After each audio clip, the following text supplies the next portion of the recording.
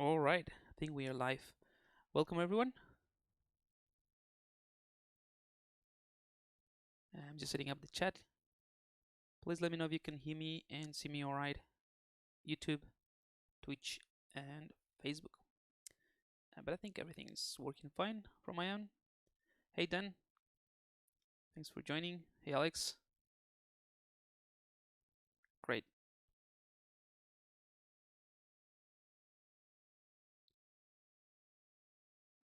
Alrighty.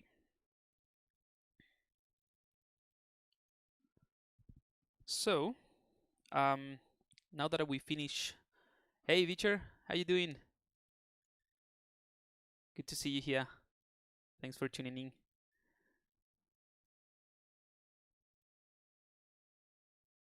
Hi Kev. Excellent. All right. Yeah. So we finished with the sort of hipstery character that we've been working for the past three streams. I think it came out all right. If you don't know which one I'm talking about, I put the link to the series of the 3 streams and the final result, the final render, in the ZBrush Central website. Yeah, so you can just find it there. Awesome. So because we finished that one already, we're gonna start something new and take advantage of the month. I guess we'll do something Christmassy in a way.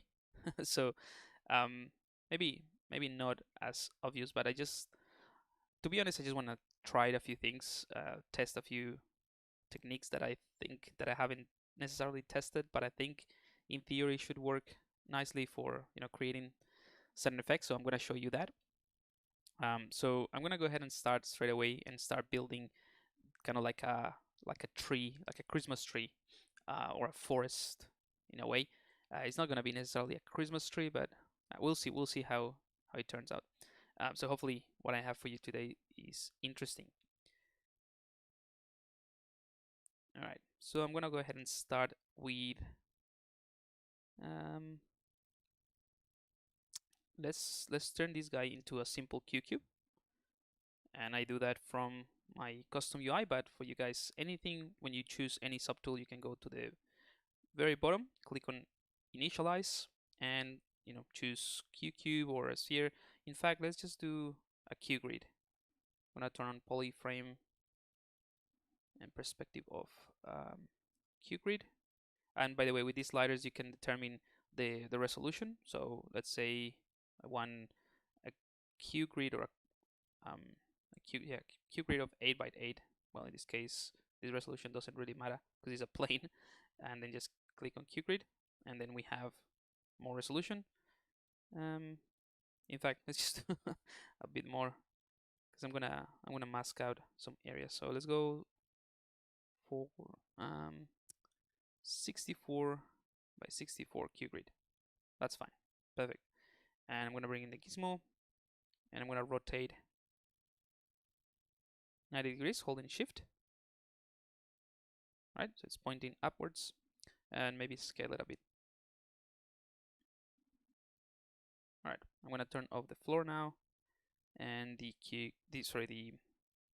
polyframe. So just a normal plane. Now the idea is just to create a base so that we can grow anything from here. I was gonna do a Q cube, but again, it could be anything. It could be a sphere, but I think a plane is just gonna be easy, and then we replace it.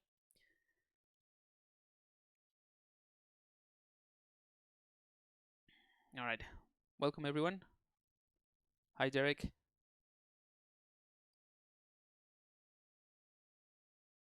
Good evening, good evening. Hey Sergio. Medi. Great.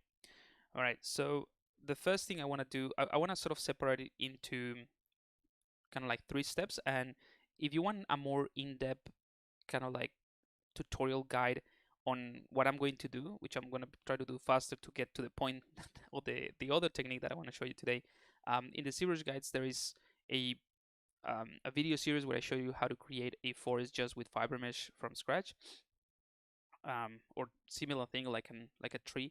So I'm gonna do the same technique, and I'm gonna walk you through it. But just in case, if you wanna, see that in more, because it's a guide that is dedicated to that. So that's all. I'm gonna turn on turn off symmetry, and I'm gonna go ahead and paint.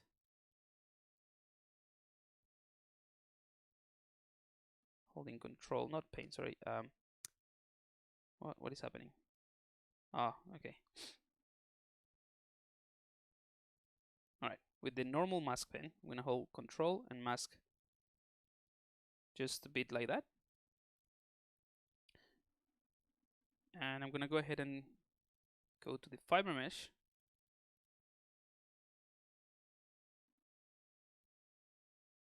And I'm gonna click on preview, and that's gonna give me this FiberMesh preview, which is not what I want in this case. One important thing that you have to keep in mind when working with FiberMesh is that ZBrush will create FiberMesh on both of the normals of the polygon. So make sure that double is disabled in this case. And now I realize that the plane is actually flipped. That's why I cannot see it. I'm gonna turn this off. Go to the gizmo and simply just hold shift. Oops. Hold shift. Oh, let's clear the mask. Hold shift and rotate 180 degrees. Now it's, you know, in the right direction, and we can go ahead and do the same thing. And I think I made a mistake there, but it's all right. All right, so we need just a couple of polygons masked out. Click preview. All right, so now we just have this sort of shooting up. Just to keep things simple, I'm going to go ahead and give this a white color, these two swatches, and yeah, I basically change the color of the fibers. Now, what's important is that we want to create a single, kind of like the trunk of the tree before anything. So I'm going to reduce this quite a bit, the FiberMesh maximum, to maybe 0.01. So there's only one really, and I'm going to increase the coverage. Increasing that will add kind of like thickness to that fiber. I'm going to go ahead and change twist and set that to 0, and I'm going to change the gravity to 0 as well, so that is no gravity affecting that tree. If anything, you can just put it in negative value so that it goes straight up. Another thing I can do is maybe obviously give it some thickness, but I'm going to play with the size before anything. So I'm going to go ahead and increase the length, and that's obviously going to determine the length of the tree. This is going to be the trunk of the tree, but again, it's just a flat kind of like plane, and it's, if I turn on polyframe, well, you won't see it really, but it only has like 3 sections, right?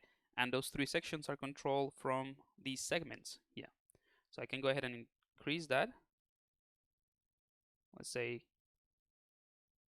14, or maybe a bit more, 16. So now we have something a little bit more interesting. And we can play with the, let's say, the gravity noise, and that's what makes it look kind of like wobbly.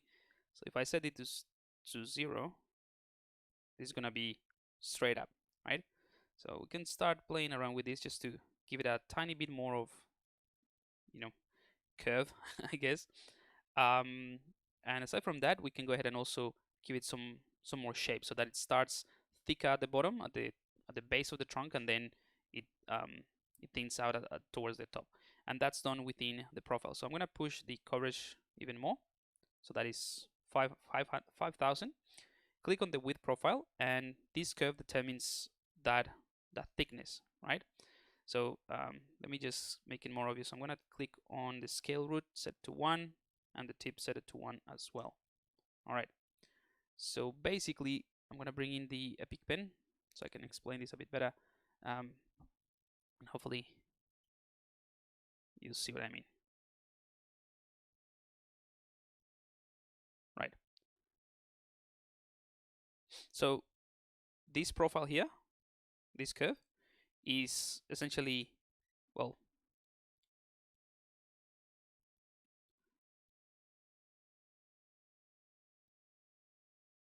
let's have a look. So the right hand side is the tip.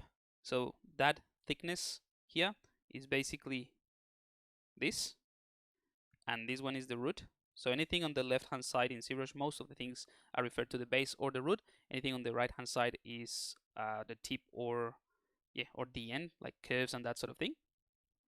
So yeah, root, tip, and that line that you have here is kind of like the profile. So that's the equivalent to doing that, right? So what I want to create basically, what happened? ZBrush did an autosave. Let me just change that. Quick save. I'm gonna push this to maximum so it doesn't do it as often. All right. So what I want to do is change that profile so that maybe starts here in a way, and it goes down like that, roughly.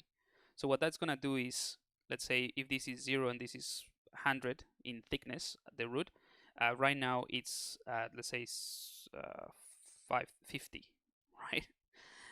Because it's right in the middle. If I push this one up, that's that point, then this is gonna thicken out to, let's say, 100. And the same thing I'll do for this point. So I'll put it around here. So right now it's, let's say this one is 0, this one is 100, the same thing, 50. So right now this one is at 50. If I set it to kind of like 0, this thing is gonna get like really tiny. So ideally, just by changing that profile, we're gonna have something that looks more like this, in a way. Now let's see if it works. So I take this point, click and drag, push it up, and now this one is thicker, and then I can take this one down, and it's thinner, maybe too thin, and this one too thick. So you can play around with that with the curve, or you can just set the curve the way you want to, and then play with the coverage. But I think coverage is fine. To add a new point, just click and drag, and that's just gonna change that sort of profile. I think the tip needs to be a bit bigger. I think that's fine.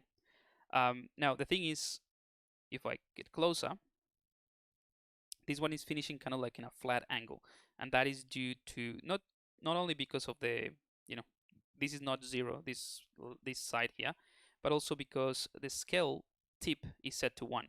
So I don't know why this one is set to 1.1. It should be 1. So if I take the tip and scale it down to 0.01, now this is gonna be pretty thin, but I'm gonna give it a bit of thickness. And the reason I'm gonna do that is because later on, when this is actual like an actual geometry, because that's what I'm gonna do, I'm gonna convert it. I want to be able to smooth it out a little bit easier.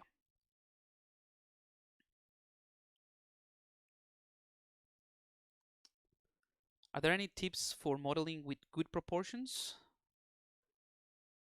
Yeah, I guess the most important thing is to blocking in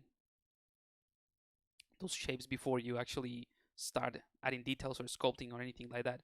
So locking on those shapes with primitives that allows you to play with the proportions and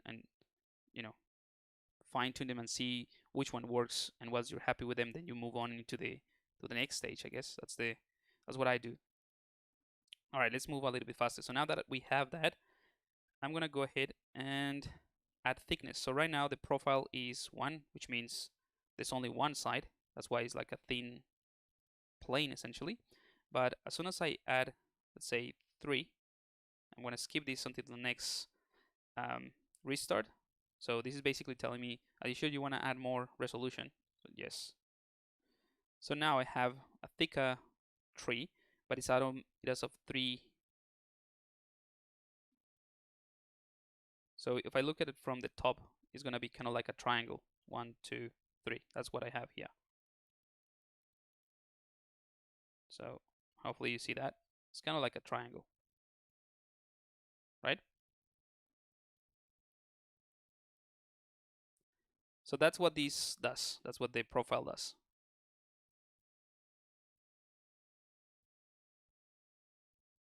So I'm going to go ahead and add more resolution. Let's go for maybe 10.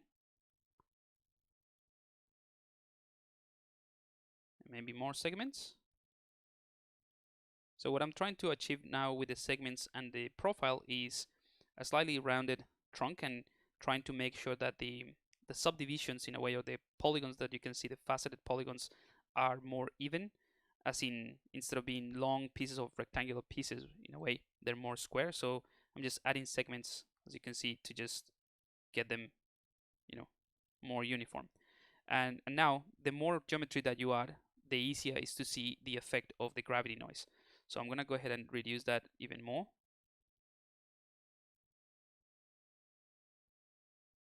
And or even more than that. There we go. It's just a tiny little, subtle movement. And maybe just add a bit more length. So you see, the reason I do it like this is because I can just play with these curvatures and these sliders to fine tune the shape that I want. It's really easy. If I wanted to go thicker in the middle, I'll just go like that, which is not what I want, but just to show you. By the way, if you do an extra point and you don't want it, you can just click on it and drag out, and that deletes that point. I should have deleted. There we go. Sometimes you have to click again to refresh. But that's the reason I do it. You can also do similar things with just a simple cylinder and scale it. I'll show you how to do it. I just want to make sure I explain this because it's just another technique, right? But I think I'm happy with this. I'm going to go ahead and click accept. And ZBrush goes and creates a new subtool, which is my fiber. I'm going to rename it straight away. I'm going to call it trunk. So if I go into polyframe, here is my FiberMesh. Now what's great about this is that although this looks like geometry, this is still FiberMesh. So I can take my, my brushes. Let's go ahead and do the brush palette. You might not have these ones. You can use let me just show you. You can use any of these brushes. The grooming brushes, just the ones that I build are, they have the settings that I like already. so I'm gonna take this one to give you an example.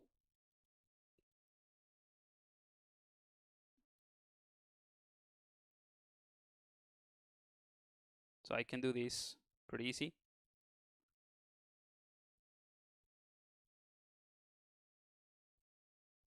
But anyway, I just wanted to show you that it's not like the usual geometry. It's kind of like a hair with thickness. So I can give the curvature that the noise from the gravity doesn't give me just with these brushes. But you can also use the move brush. Another alternative to doing this, but it's not as control as what I just did in terms of the settings, is to do it with a cylinder. I'm gonna show you very quickly, although this is not the one I'm gonna use. So you can just do the same thing by scaling a cylinder like that, maybe something like that, and then use the formers with from the gear icon. Go to taper and do this.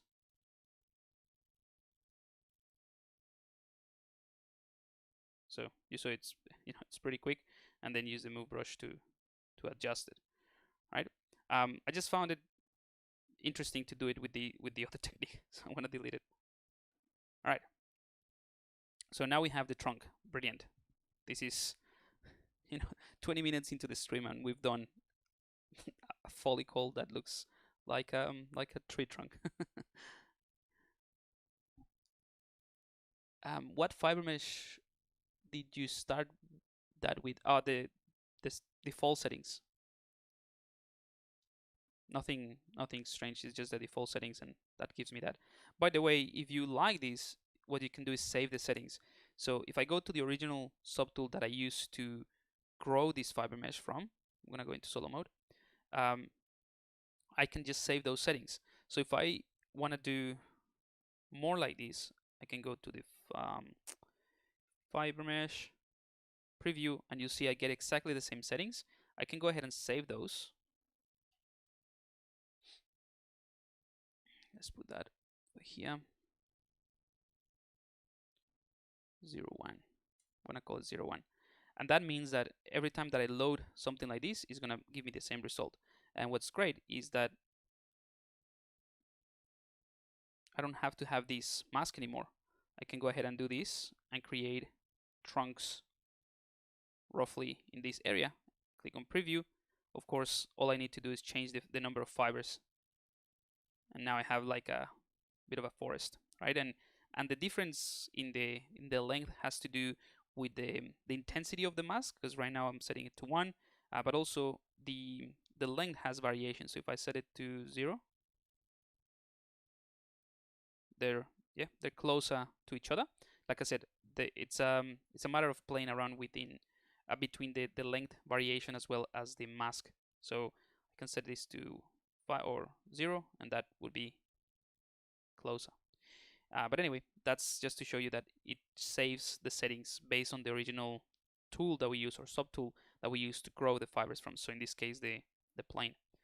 All right, so let's get out of solo mode. I'm gonna take this guy, and this is gonna be my new base mesh that I'm gonna use to grow more fibers from. So I can go ahead, because this is still a fiber mesh. I haven't edited the geometry or anything like that. I can mask by fiber. I'll do it manually, but you can. I just want to show you because we're gonna use that in a second. Masking. So in the masking palette, you have these mask by fibers, and it works in the same way. You have a curve that you can change, and when you click on fiber mask, you'll see it masks automatically like so. So basically, this point right here, like I said, anything on the left hand side, it's talking about the root that gets fully masked, whereas this one is not masked at all. And you can change this, so you can just do something like this, mask, and now there's a curvature, a profile on this curvature, so this area is the one that is masked, right? So yep, let's sharpen that mask. So I'm gonna create a new point.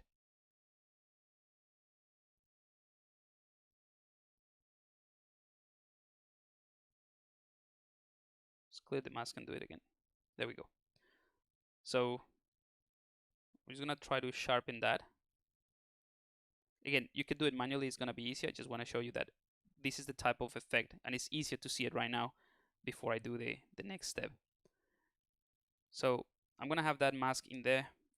What I can do is also sharpen that mask. So you see the diffusion between the mask area and the unmask area is getting sharper. And actually I'm gonna do it manually, like I said, and I wanna mask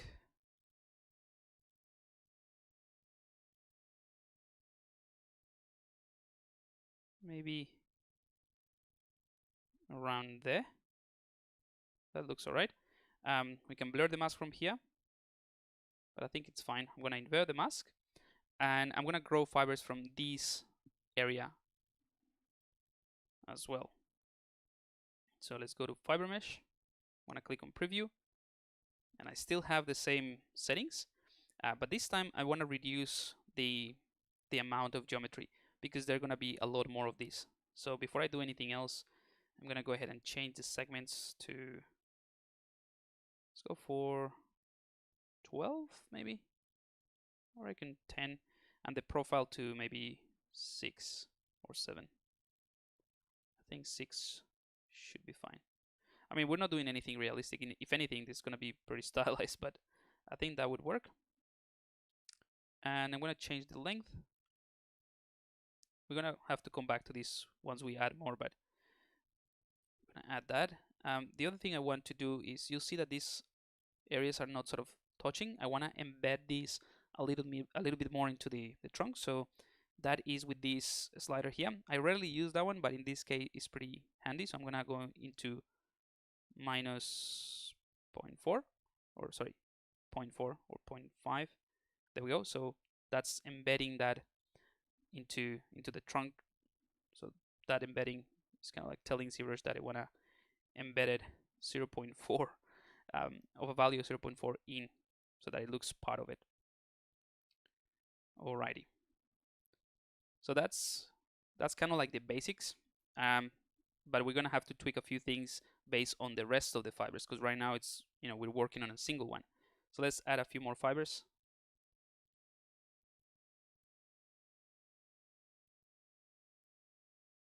Let's go for something like that. 0.6. I think that should be a good one, right? And you see, hopefully, where I'm going with this. This is going to create the branches. But now we have to tweak this a little bit better. So let's go ahead and take the profile curve. Let's flatten that a little bit, right? And then we can reduce the coverage. So we have like thinner branches. We can also play it with the variation in length. And we can play with the by area and the by mask. So by mask is going to tell ZBrush if you have like a really high number, let's say 5, that we want to grow fibers specifically in all the areas that are masked with a harsh mask or like 100% mask. So if you have something that is very diffuse, this is going to sort of like sharpen the placement, if that makes sense. Whereas with the area, ZBrush is going to favor the size of the polygons that we're growing from. So if I set this to 1 and this one to 5, this is what is happening. So you'll see these polygons of the original base mesh are smaller. Right, so these polygons are tiny. So by area, it's telling ZBrush, hey, these polygons are very tiny, so grow fibers that are very tiny, almost none. Whereas these ones that are larger, because we have this at 5, then favor those and add more or longer fibers. So we can play with those settings and mix and match them. So obviously that is too much, but it does help to create a sort of conic shape. So I'm gonna add by mask a little bit.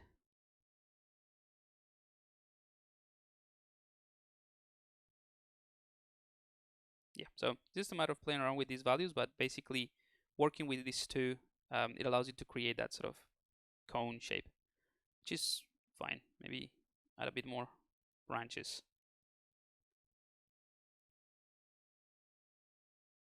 Actually,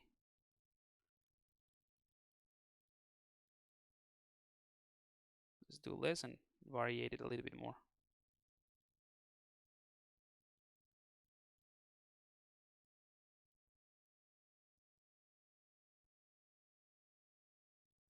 And I'm going to see it from the top. It looks like a pretty decent distribution. All right, so that looks good, but still not great. Again, because the branches are like sort of like shooting straight from the normal of the trunk. But that's when we can resource to our gravity noise and gravity. So we can make the branches go down like this or up, right? So, let's add a bit of realism by adding some gravity and also add some noise just to variate it. So straight away, that looks a lot more organic. Let's have a look at the chat.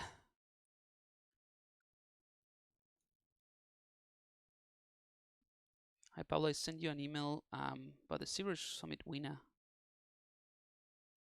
I already replied to those emails. Are you... What's your real name? Because I replied to those already. And I sent the codes.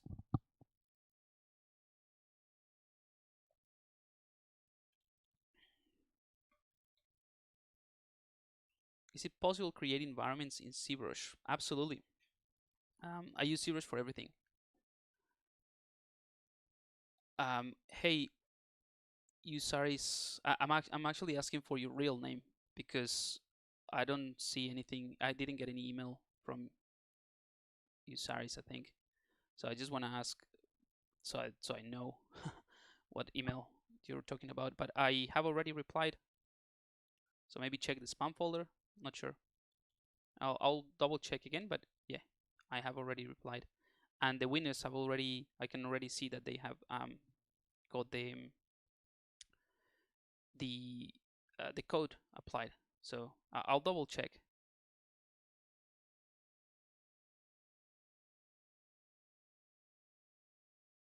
I'm just gonna write it down, but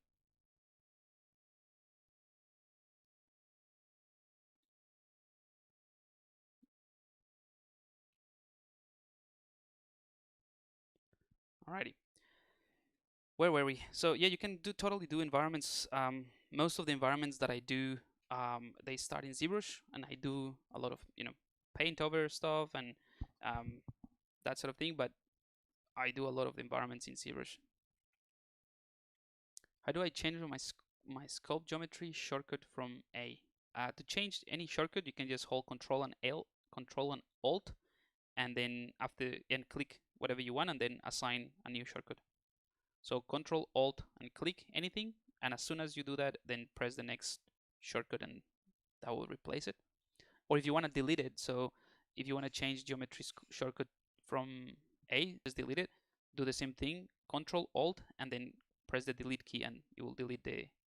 Sorry, Control Alt and click on the element that you want to delete from, and then click the delete button. All right, so you see that now this looks a bit more organic. It's looking better.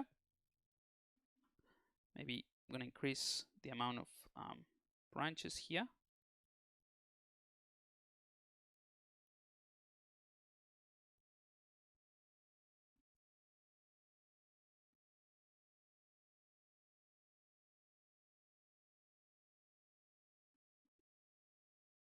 Yeah, I think this one looks all right. Let's see from the top. Looks pretty organic. All right, and I'm going to go ahead and click.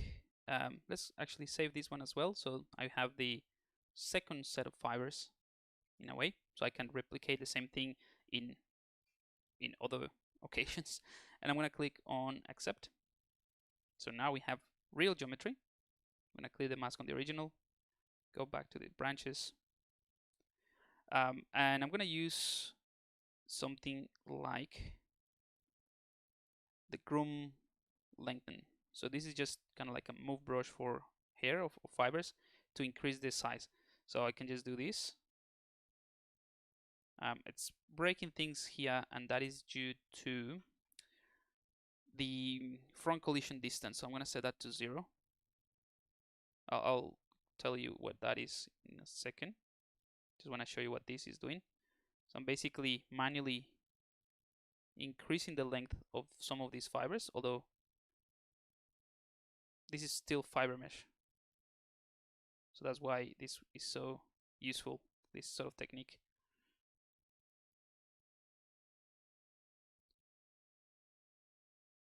And this is purely to give that sort of conic shape to that tree.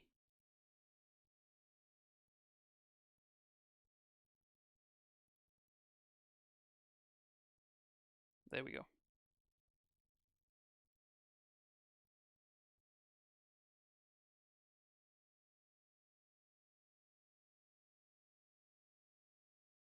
Here I'm just trying to round things a bit.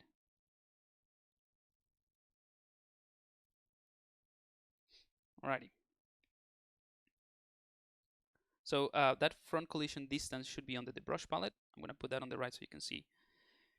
So this brush palette that has all the settings for the brushes, you go down and there is a dedicated palette for FiberMesh. So the one that I changed was this front collision distance, by default set to 50. I just send it to 0 so that there is no kind of like, this effect. So when I do this, you'll see that the base is getting all weird, and that is because of the front collision distance. So I just removed that effect. This is an actually pretty handy effect when you're actually doing hairs, so that the hairs don't go straight into the skull, for example, or the scalp. But in this case, they're not, hair, so I remove that. Alrighty. So second step, kind of like done. Let's go ahead and move on to the next one, which would be smaller branches, so that we can grow kind of like the actual leaves of this pine tree. So I have the second one selected. I'm going to do a quick save, by the way. And I'm going to go to the masking. So this is why I wanted to show you the mask by fiber, because once you get to this point, you can start masking manually like this.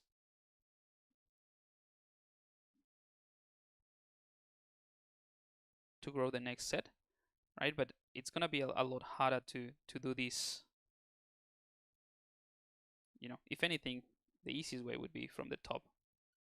kind of like doing this to mask out the root and then invert it, right? So you can do that, but then you'll have to refine some of the branches, etc. So that's why I wanted to show you the mask by fiber. So I can mask by fiber, and I can basically work in the same way that I did before. So I want to mask the root and then sharpen that. So that line, this curvature tells you that I want a sharper mask. So fiber mask. Let's go ahead and sharpen that mask a couple times. Inverse. And I think that works. So now we have this area where we can grow more of these fibers. So let's go ahead and do the same thing. So it's kind of like a fiber, like a fractal or exponential things. Fibers over fibers over fibers. All right, so the third one would be this preview. And of course, we want to change this a lot more. So the higher that we go in number, the less resolution that we need, because it becomes, very heavy. So I'm gonna reduce the profile to, let's say, 3 maybe, and the segments to 5. And also because they're gonna be kind of like more straight than anything. So let's go ahead and actually a profile of 5 is still good. And I'm gonna change the embedding to 0 or maybe 0.1, just a little bit. And let's change the profile as well. These ones are gonna be again more straight, and the coverage is gonna be a lot less. Let's remove the gravity noise. Let's remove the length or change the length a little bit, and let's increase the fibers.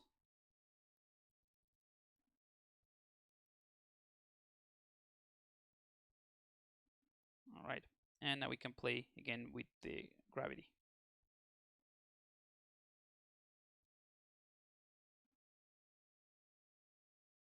Add a bit of noise.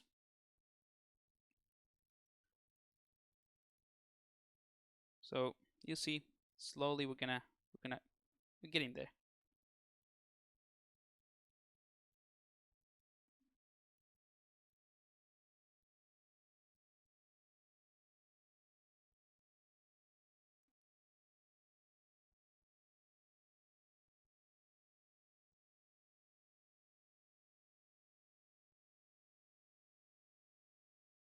All right, I'm gonna change the gravity a bit more, make it more random. We'll see. We'll see if this one works. We might actually just leave it at a, at a second level of kind of like, the second step of the fibers. The third one might be an overkill, but yeah, roughly. All right, so I'm gonna accept that. Again, you can save those settings if you want to, and I'm gonna take the brush that I used before. Where is it? I'm gonna have to load it again.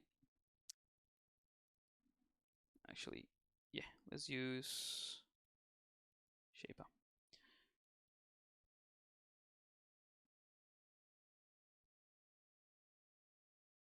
And this is just purely to give this a bit of a, I don't know, a sense of direction, I guess. So they're not that randomly placed. So they follow kind of like the same flow as the tree.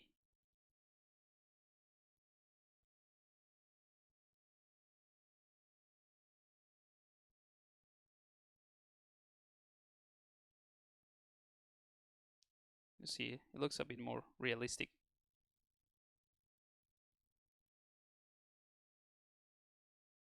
By the way, if you guys are interested in these brushes, these are just the FiberMesh grooming kit, and you can find that in the ZBrush Guides website.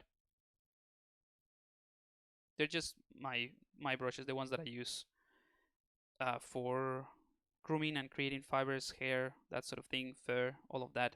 I just made them nicely, like put them together into a nicer pack so that you understand what they are and the icons. I used to have like random icons, but yeah, these ones are pretty handy for dealing with FiberMesh.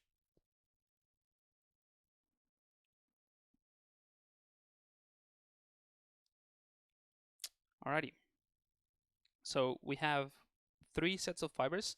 They're all still fiber meshes, so the trunk, the branches, and the sort of like smaller branches. And now we can go ahead and do the leaves basically, and that's gonna be simpler. So for the leaves, I'm gonna go ahead and use, let's go into solo mode. I'm gonna get a little bit closer, get to the masking, and this one is going to be pretty close to the base, so we get a fuller tree. Sharp that mask.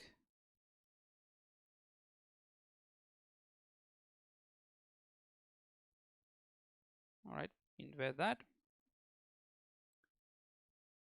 And now we can go ahead and click preview.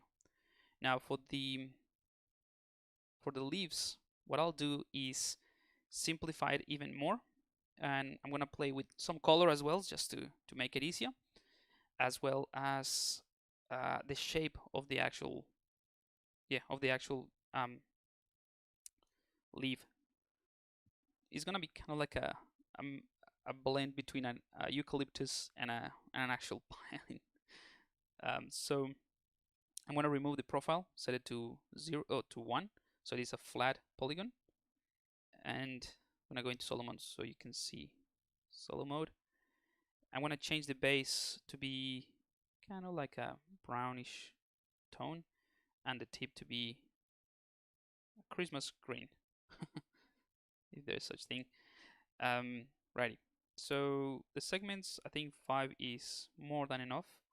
I'm going to remove the noise. I'm going to remove the gravity for the time being. So this is what we have, and let's go ahead and change, let's set the width profile. The root is going to be smaller. I'm going to push this up, this one down.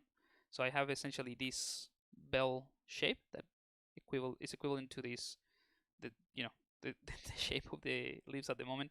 And I'm going to increase the coverage so I can see it a little bit better. Right?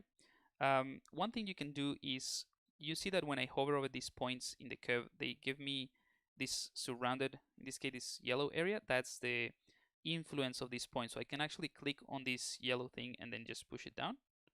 And I can increase this one, for example. So this is more obvious, and then maybe add another one there and another one here. Right? And that sort of helps me to manipulate or change that shape a little bit. And then I can just, set the tip to 0.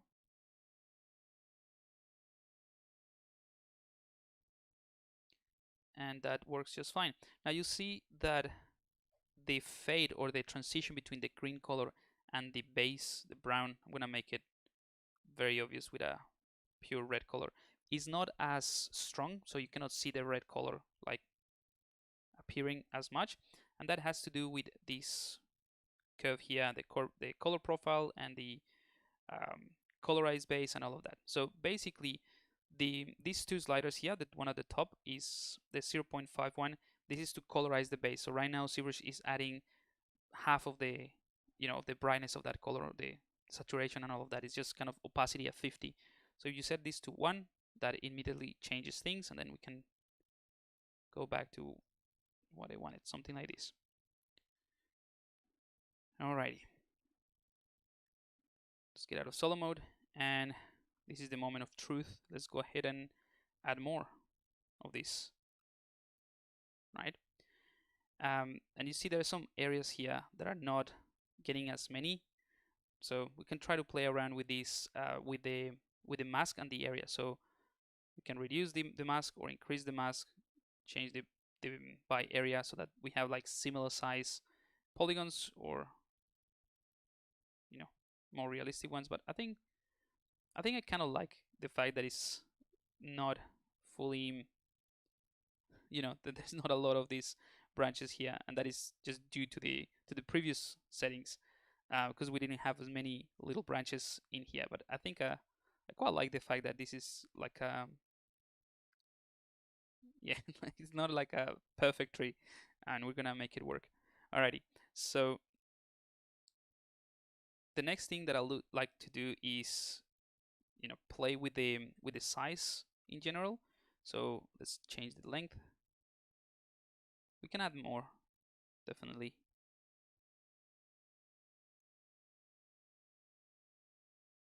Right, and play with the coverage.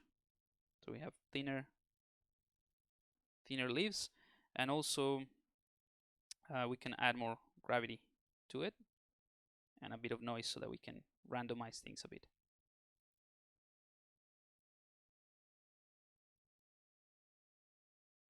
Right, it's not bad. It's not a perfect tree, but you know, mine we might not have like the usual Christmas with the with the pandemic. So this is a 2023 this Christmas tree. Alrighty, so I'm gonna go ahead and accept this. Click yes. This is just to, oh sorry, no, this is to activate fast preview, which is gonna hide the polygons and it's gonna give you just I'm gonna show you basically. So I'm gonna click yes. So you see now I don't get any of the polygons. They're not gone. This is just kind of like the fibers, the guides of the fibers showing up. So if you go to sorry, FiberMesh, and at the bottom you go to the PBR sorry, preview settings, you can turn that on and off. It's just to work a little bit faster, but it's not a big deal. We only have 70 or 80,000 polygons, so it's pretty decent. All right, let me see if there's any questions in the chat before we move on to the next.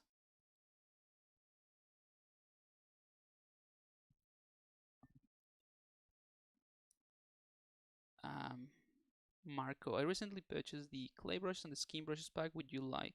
I'd like to ask, the skin brushes, you would use them only for the face, or maybe?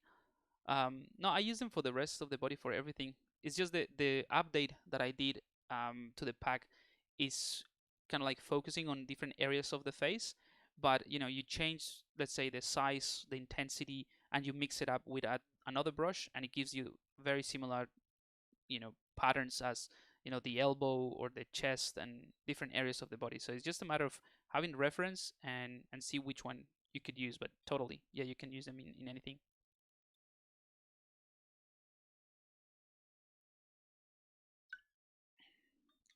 The knife sharp, yeah, the knife sharp is really cool.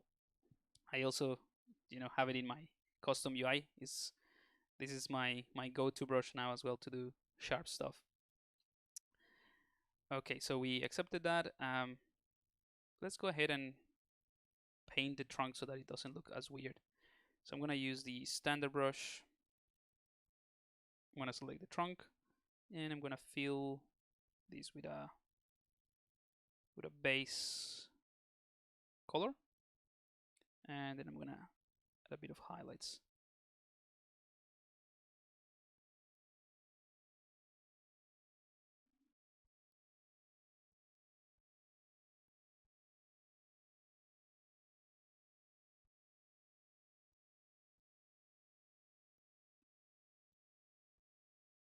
All right, I'm gonna do the same thing with the branches.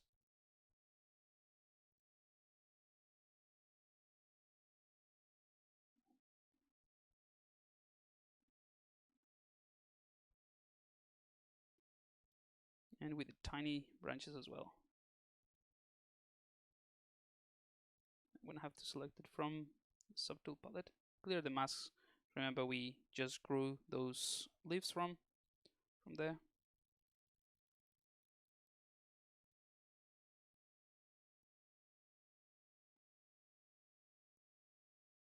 Okay, so we have our tree.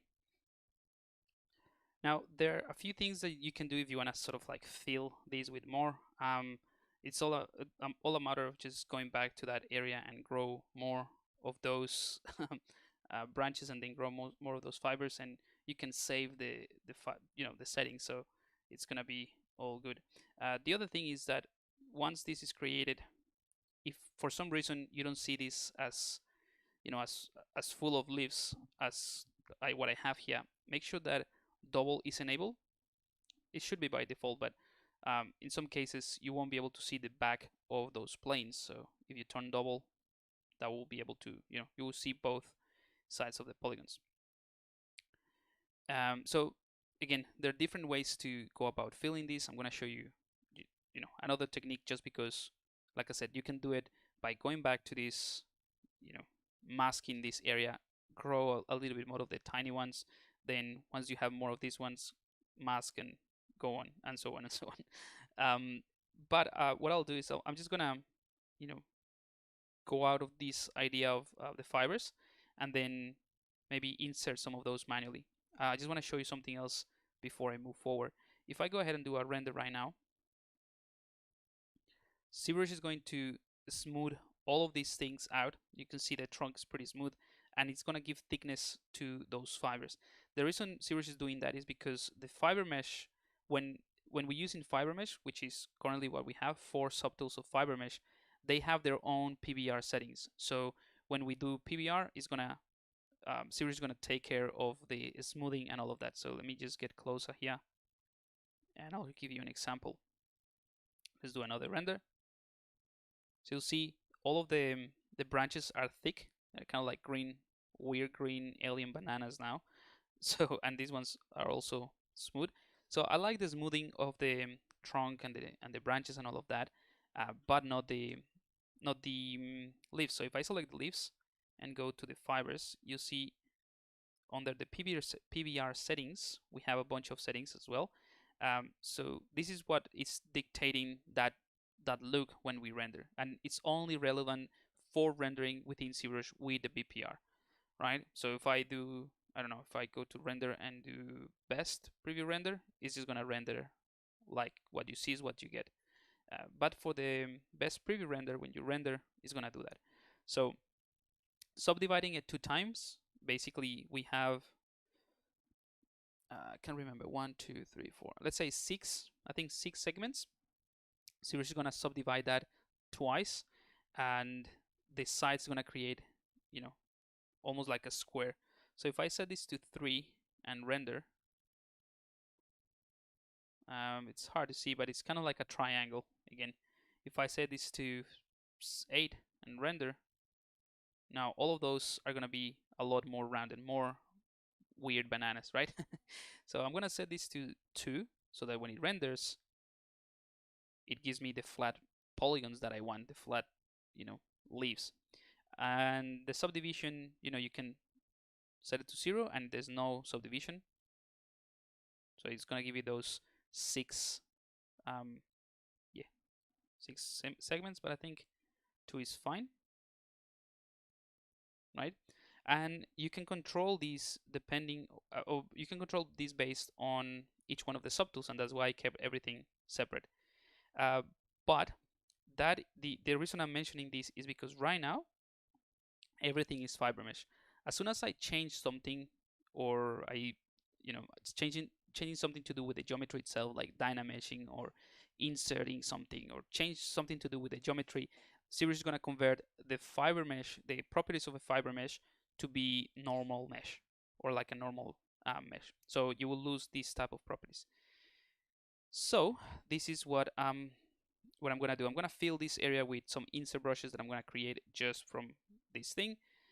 So I'm gonna go ahead and click on merge visible, and that way ZBrush is gonna take everything that I have in the subtools, and it's gonna create a single one, or a single subtool that has everything merged together. So this is a single tree, and now this is not a fiber mesh anymore.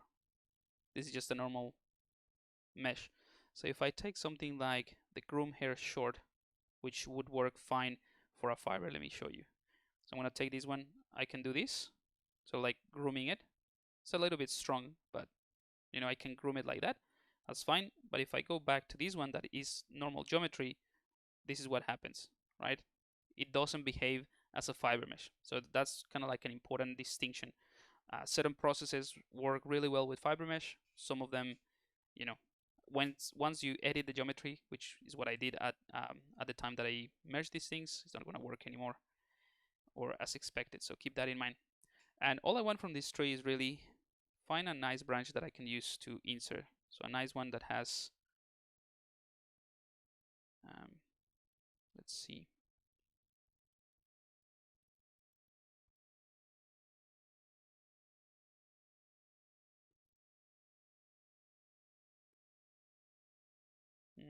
I think I'm gonna hide a few of these because it's gonna be hard to see. So I'm gonna hold Control and Shift, hide this bottom part, maybe even more, to help me find something that I like. And I'm gonna delete hidden, right? I'm gonna turn off polypaint, turn on polyframe, and all of this is sharing the same polyframe. Again, we merge everything together. So, and I deleted what's underneath this area. So what I'm gonna do now is click on auto groups, and ZBrush is gonna give me a single polygroup for all of these things, so I can, hide things. So I'm not interested in that one, and a bunch of these. Actually, we can actually delete all of that. So all I'm trying to find is, I can do it the other way around. Maybe let's just keep it simple. Let's find one of these one. I think this one is cool. And so I'm pressing I'm holding Control and Shift and pressing or clicking the ones that I want to keep. Remember, these are going to be normal meshes. There's not going to be a fiber mesh, so it needs to be a nice one. Let's go ahead and invert the selection. So, yep, that's pretty nice. So I'm going to delete hidden. We still have the poly paint, and I'm going to delete this one, or not delete one, hide it, right? And let's see. Yeah, I'm going to hide this one. I'm going to split it. So all of these things, oh no, I deleted it. Hang on. Split hidden. There we go. All of these things that I'm doing, I'm sort of like thinking what would be the best option as I go. So sometimes it takes a while for the idea to kick in. All right, so this one is an individual subtool. I'm gonna go into solo mode so you can see it. And I'm gonna go ahead and find an angle that I wanna insert it from. Click on create insert mesh, new, and now I can click and drag and add this branch, which is great because now I can go to the other one that I separated and maybe add an extra one here, right? And I can bring in the gizmo and position this a bit better, give it some rotation.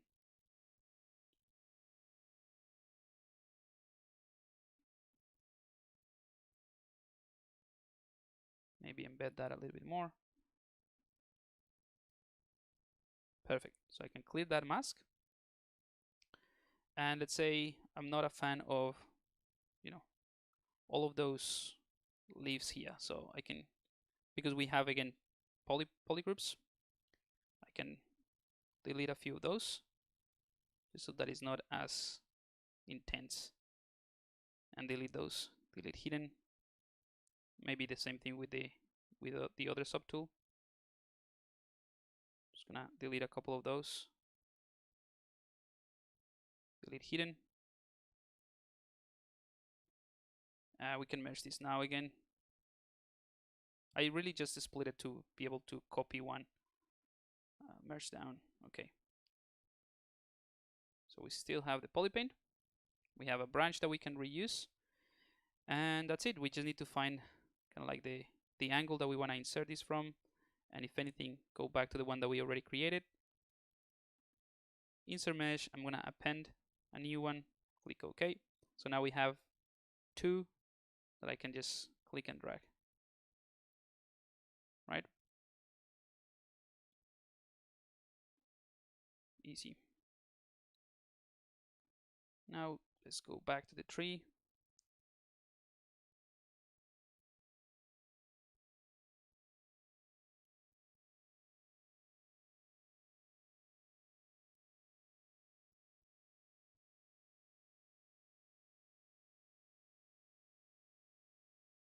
Let me undo that. Forgot to change something. So you see that they're kind of like floating. that is because of this embedding factor. So I'm going to push that in so that when I do that, they're actually embedded. Maybe that is too much. So this embedding factor deals with the entire volume of that branch, not just the bottom bit. So we just need a tiny bit. Oops.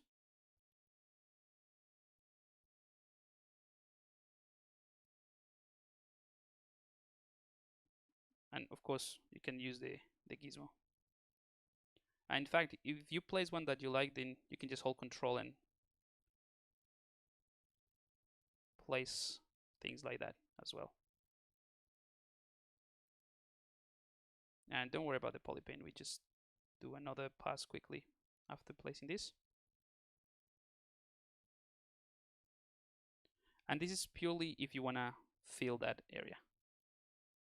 But like I said, I'm happy with how it looks.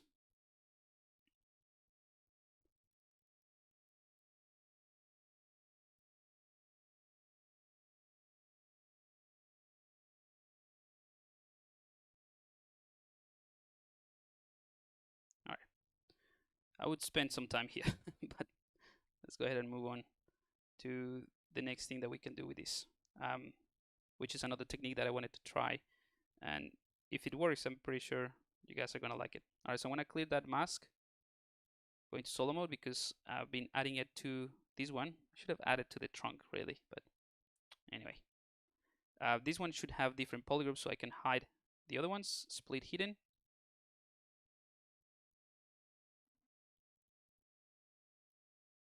And now they shouldn't be fiber meshed anymore. Well, let's see.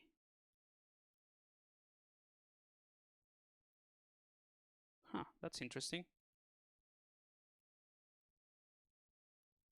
This shouldn't be a fiber mesh anymore, but it's still behaving. That's interesting. Oh, all right, cool. All right, so I'm gonna select the standard brush, and I'm gonna go into actually let's just go into solo mode very quickly with the branches just to paint those. So I'm gonna select just the branches.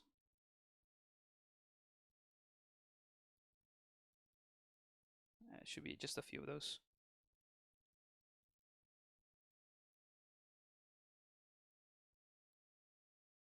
There we go. Yep. And let's just paint them. Maybe the same color as the other branches. There we go. Invert the selection. And let's just paint that as well. Now, if this is behaving like a fiber mesh, let's just double check that it actually is a fiber mesh. Masking, mask by fibers. Very interesting. That's actually pretty cool. Didn't know that. So basically, let's clear the mask. So I didn't know I need to make a note of this because that's cool. So you could potentially take a fiber mesh. If you only use fiber mesh as an insert brush, that would retain the fiber mesh properties, which is very cool. I'm thinking why. I mean, in theory, that creating an insert mesh and inserting into another fiber mesh, as well as the actual insert mesh, is editing the geometry, so you shouldn't be able to see it. But if you can, that's fantastic, and that's what is happening here. So I just wanna give me 1 second because I do wanna test this out to a new mesh. Make polymesh 3D. Because if this is possible, I'm just already thinking about a bunch of things that can be done with this. So this is the insert brush that we created from FiberMesh. So when I insert this should be just normal meshes, to be honest. And it wouldn't retain any FiberMesh property. All right, So if I do a BPR, yeah, just mesh. Now if I split this and do the same thing. All right, so this one is working like I was expecting. So this is not a FiberMesh. So what I'm thinking is that probably the reason it worked is because the subtool that I use to insert from is a FiberMesh object. So I'm gonna try that. Just give me 1 second. So this is a FiberMesh. I'm gonna clone that. Right. So BPR. Yep. So this is behaving like a FiberMesh.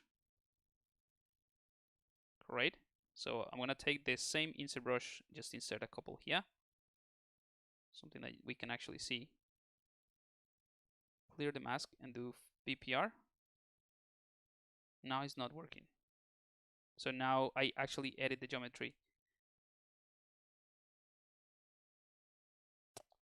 Oh, hang on. Let's clear the mask. Yeah, so now it's behaving the way that it's supposed to. Let me split on mask points.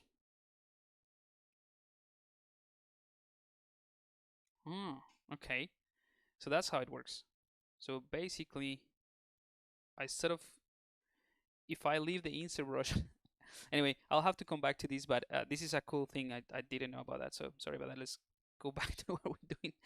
So yeah, this is behaving like a FiberMesh. All of these ones, even the insert mesh that we created, it's just not ideal. It's not great. I mean, it's creating some weird things. So I think it's what is happening really is that it's treating. Yeah, what is happening is that it's treating branches and leaves and all of that as one single, setting in the FiberMesh option. So that's why it's creating those things. Anyway, hopefully that makes sense. Going back to this, and I'm going to show you another technique that is pretty cool. Or I hope that it's going to be cool. I haven't tested this one either, so we'll see. Would be to create some snow, some things sort of like falling into the tree. Hopefully that's going to work. So what I thought we could do is I'm gonna leave that plane just for the time being, but I'm gonna create another one. So append, or actually let's create a cylinder maybe.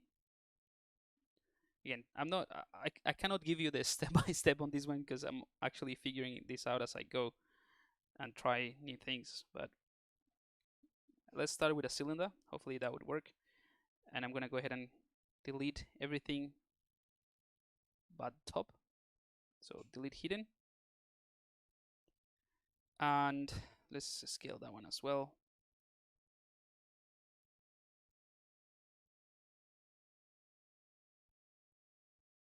Something like that, I think, is fine.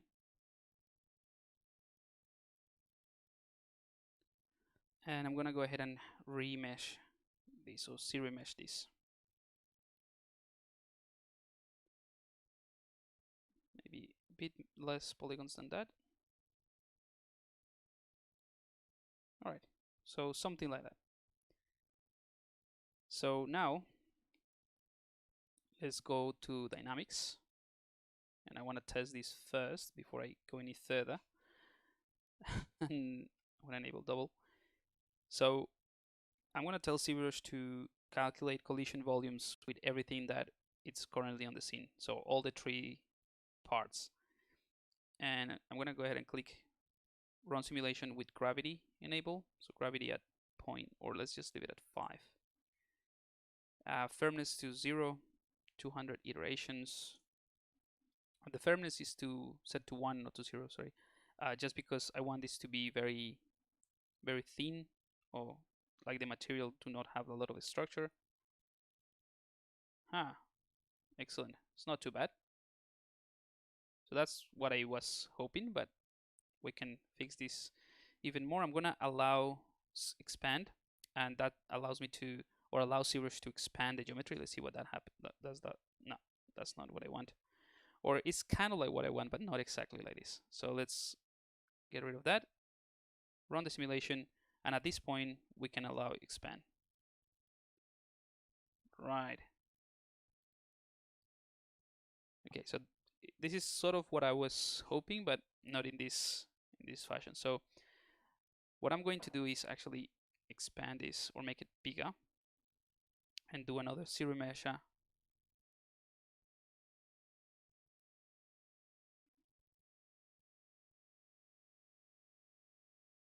with maybe a higher count of polygons actually. So I'm gonna aim for 2000 polygons.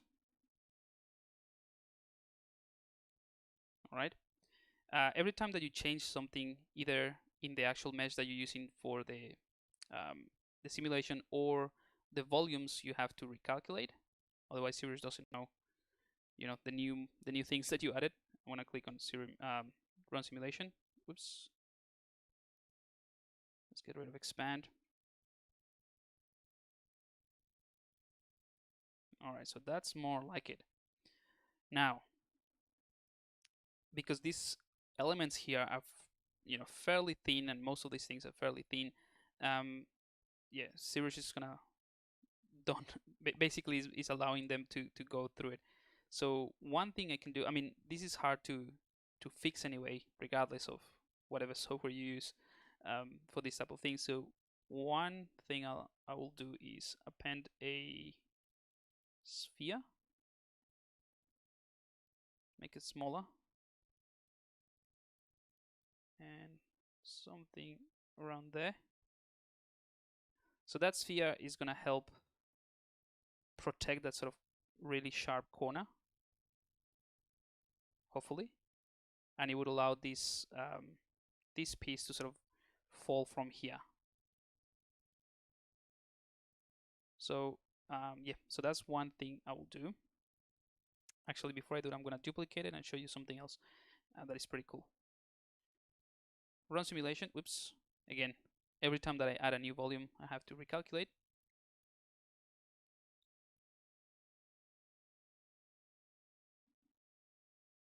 Done. Oh, almost. Come on, hold it. Oh, I'm going to have to reduce the strength of the gravity so it doesn't pull as hard. Let's just leave it there. Actually, before I do that, an easier way, if you don't want to change the gravity, is just to add more firmness to it.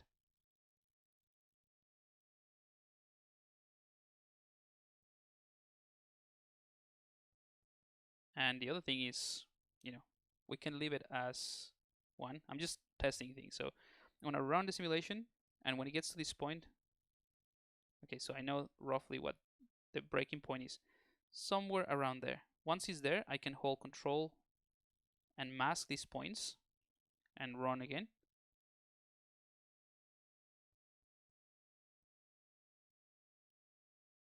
Perfect.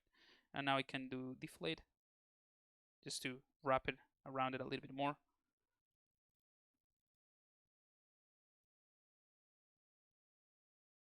Excellent. And now I can scale it up. Oh, sorry, down, and do the same thing just to let it flow a little bit. Don't worry, this is not gonna look like that. I know this is not great, but you get an idea. So this is just using the dynamics to produce this mesh. So that's one method. The other one that I think is pretty cool is basically using the same thing. This time I'm gonna remove that sphere, and I'm gonna go ahead and go into transparent mode. Yeah, let's scale this down.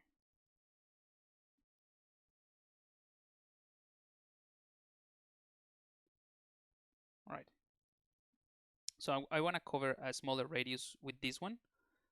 And what I can do is there's a new feature, or well, yeah, it's relatively new feature as well in ZBrush 2020 under the modified topology, right? I have this disk selected, and I want to use the unweld all.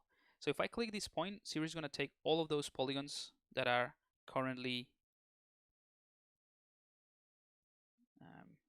yeah, whoops, all of these polygons that are normal geometry, and it's going to unweld the points. So unweld all, that means, well, in this case it's not easy, but topology, yeah. So I can move things now separately. So now all of these points are separate, but they're within the same subtool, which is great. And yeah, so I can just recalculate all of these volumes and all of that. Let's do a quick save just in case.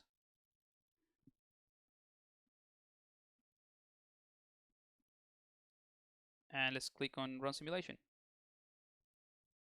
So now I'm going to have a bunch of these little pieces. Yeah, that's what I wanted. Excellent.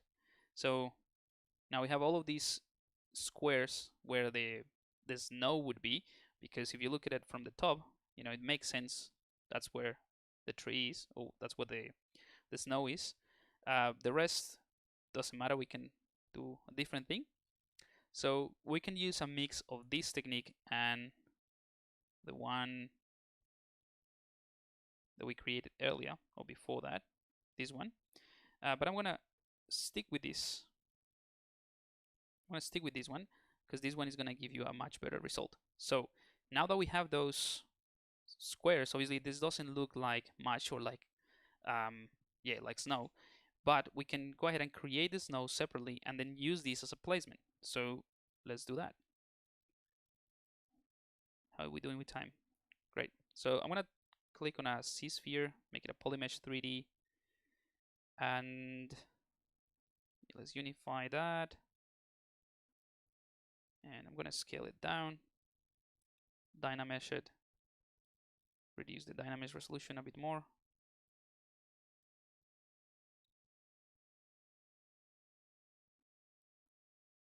All right, and I'm gonna use the move brush to create some sort of snow blob. In fact, we can just do this just to make it faster.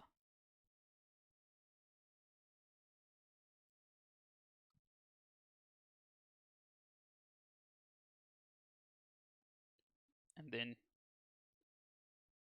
merge all of these together. Clay polish.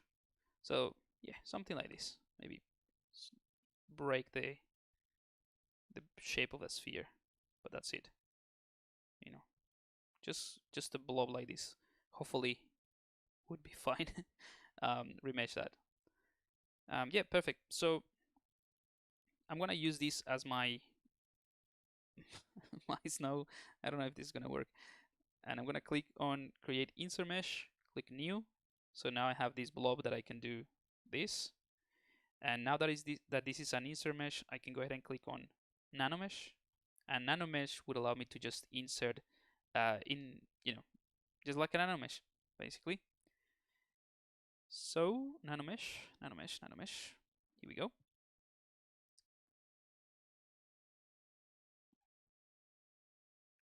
By the way, there's another clever thing that is pretty cool.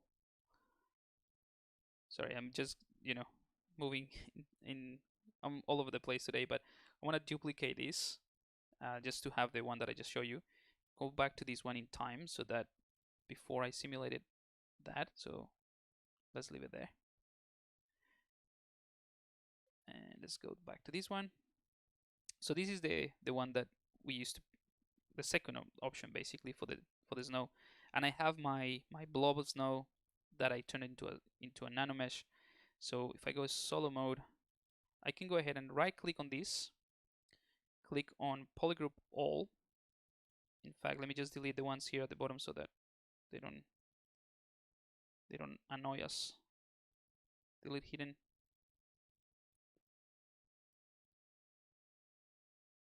Right. So now if I right click with my nano brush, if I right click on a face or space bar on a face, and I click on polygroup all, ZBrush is going to add that blob that I created into every single polygon. So I'm going to click and drag, and I have my snow. Nice. And then I can go to the NanoMesh and I can tell ZBrush I don't want to see those planes. So I can, let me just do that. I don't want to see those planes because they're horrible. They're just a placement. So I can take these show instance. Yes, show placement, sorry, not instance. Instance refers to the blob. So show placement. So now you don't see that, but this is still a NanoMesh. Let's get out of solo mode. So you see we have this weird thing, but we can start playing around now with the sliders of NanoMesh, which is fantastic. So I can increase the size and you can sort of like start to see this behaving a little bit, more like a, like a tree with snow. And then we can play around with the width, the length, the height of it, and then vary it a little bit as well. Maybe the rotation, add more of this Z rotation and then varying it as well.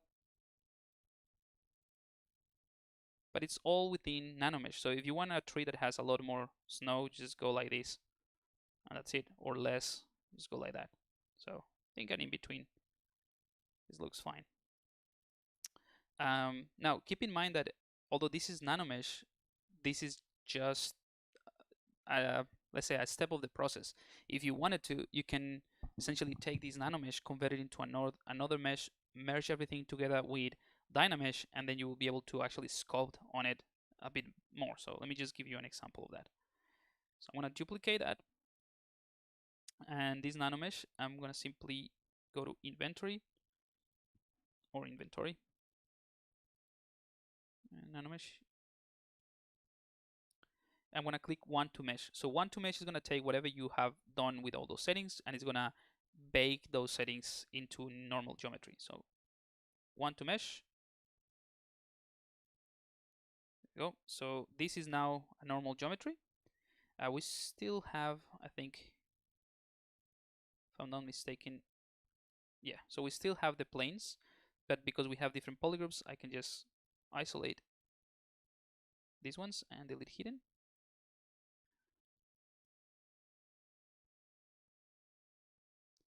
So this is our mesh, and I can just convert that into a DynaMesh. So I can reduce, let's start with a 24. That's not enough. It's not enough. Let's go for 216. That's much better, right? So now this is an actual piece of geometry. I mean, it's all connected. It's just FiberMesh, right? And that's great because you can just use things like inflating just to add more blobbiness to it, and it's all connected. So if you want, you can just clay polish everything and make it look nicer. But the placement itself, and it's more realistic if you look at it from the top, is only those areas. And I can also hide the plane and look at the bottom. So it's placed in a more realistic way, at least. That was the whole idea. But yeah, so because this is a normal mesh, you can manually smoothing areas, or go with the inflate brush and inflate some other areas if you want to add more.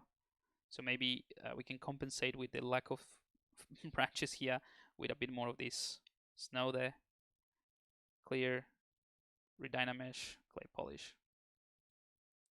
So yeah, a couple of things to think about. It's a pretty cool technique, I think. The other thing I want to show you is that dynamics actually work with NanoMesh and all of that. So let me see if we have any questions.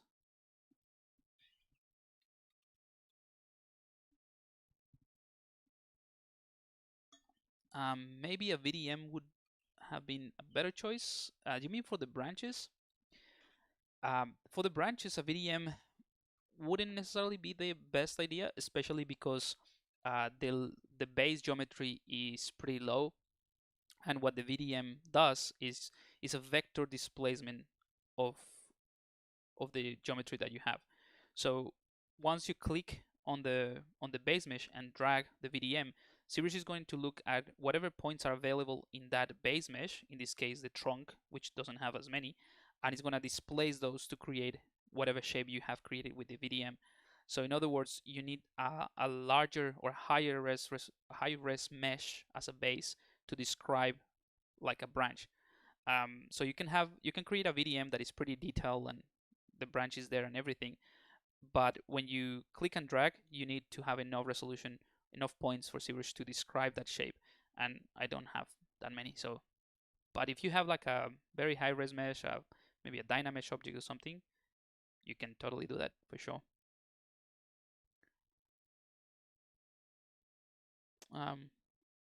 What's up with the UI?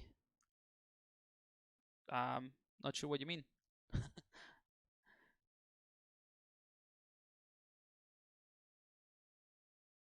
Cool. Awesome. So yeah, if you have any question, put it in the chat. I'm happy to answer if I can. So yeah, so we have those things ready. We can turn the whole thing into an insert brush. It's not that, you know, I mean, 250,000 polygons is not as much anyway, and we have some extra ones that are, you know, hidden. Now, what I want to show you, this is a pretty cool thing as well. So I'm gonna take this piece, which is the one we unweld to create those planes, and I want to show you that this works with dynamics as well. So I'm gonna take my blob, this one, sorry. Right click, make sure polygroup all is enabled. Drag it, and same deal. So now this plane has all of those polygons unwelded, so they're separate pieces, but each one of those pieces already has the NanoMesh. So if I go to NanoMesh, I can show placement or hide the placement. I can randomize this a little bit better, so not all the planes would have one, right? And even though they're separate things, the NanoMesh is being applied to this subtool itself. So we can randomize it like that, maybe randomize the width and the length a little bit more. And the rotation, also randomize that, maybe add a tiny bit of rotation in this axis just to create more of that blobbiness.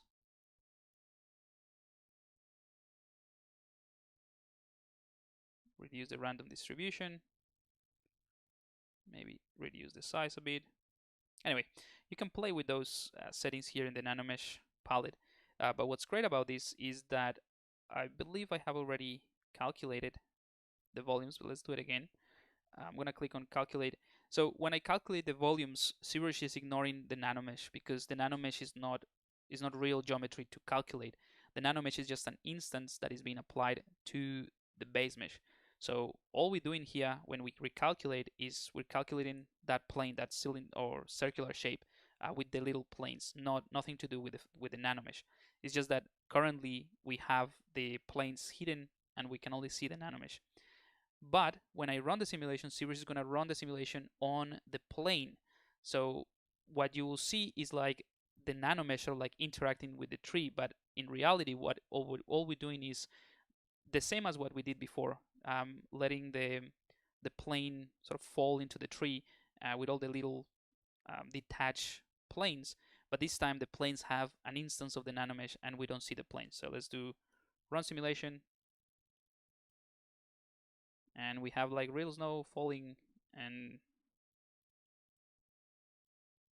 getting into the tree. That's pretty cool, right? The reason I show you that as well is because if I undo that, I can take my move brush and I can scale all of them at once. Because again, this is just manipulating the plane. So I can make that smaller, run the simulation, and now have more of that there. Perfect. And the process, the next stage is exactly the same thing. So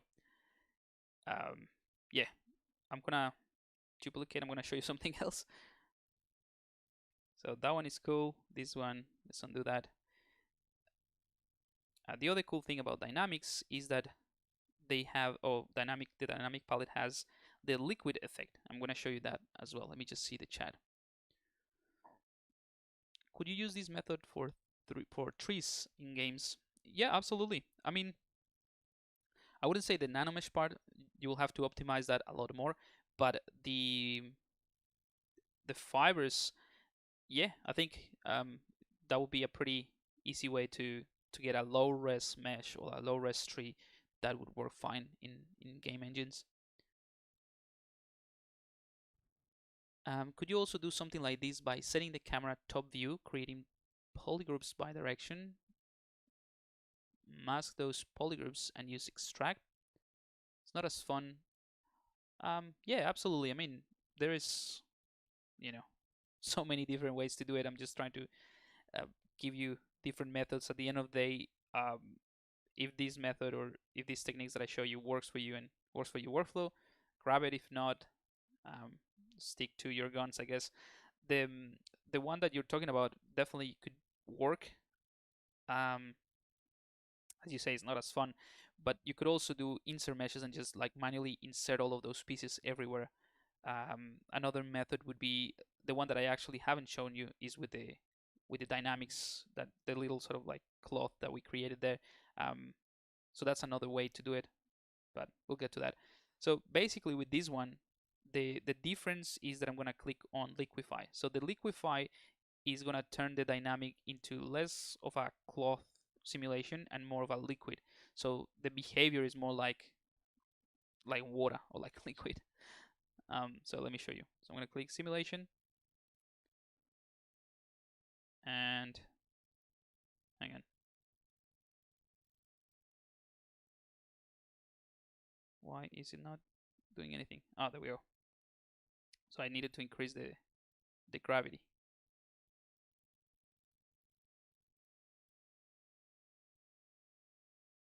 So it's a pretty fun one, but um, you know, it's different. I'm gonna show you a better way to do this. Just wanted to show you what liquid does. So yeah, it's kind of like how do you call that? Like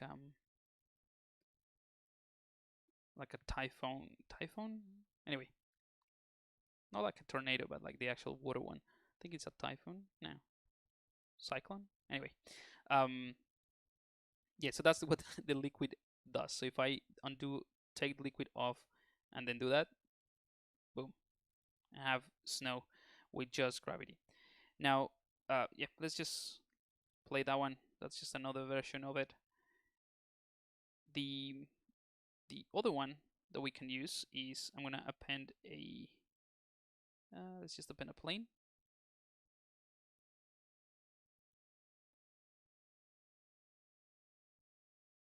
Let's take this one here at the top.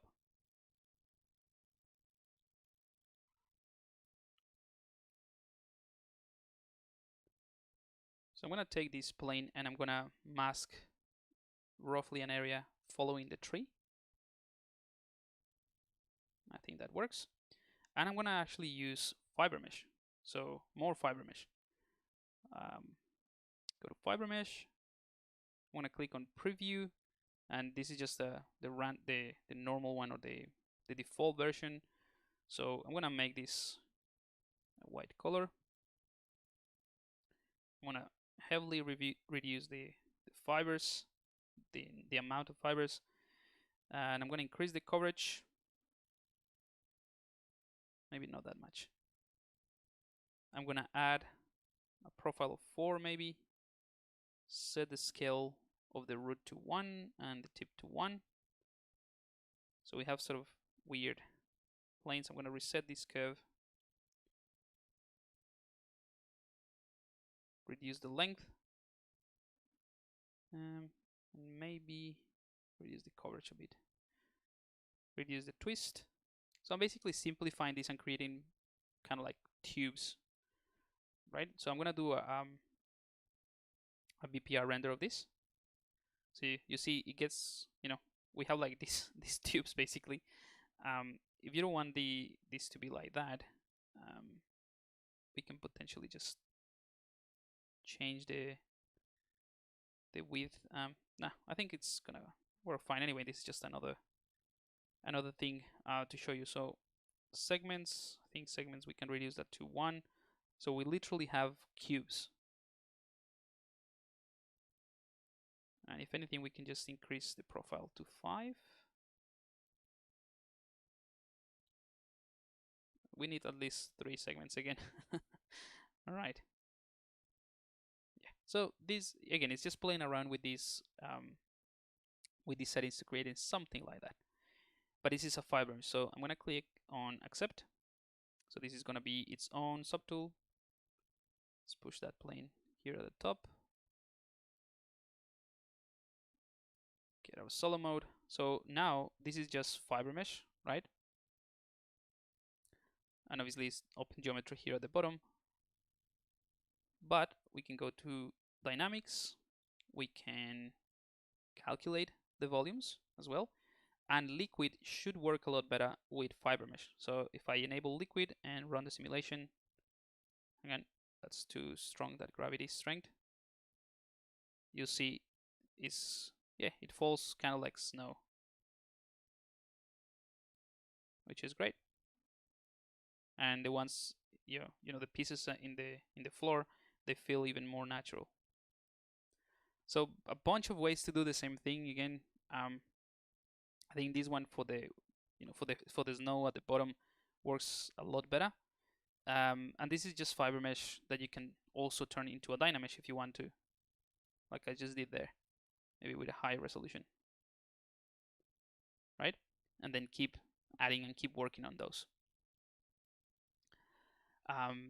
Can you save this snowfall as an animation, or is that done in my end? No, you cannot. I mean, you can save these. You can save the recording of this, but not necessarily the animation of it. No, not that I know of. I don't think so. You can save the recording of it, but not like the data to export that animation in a way.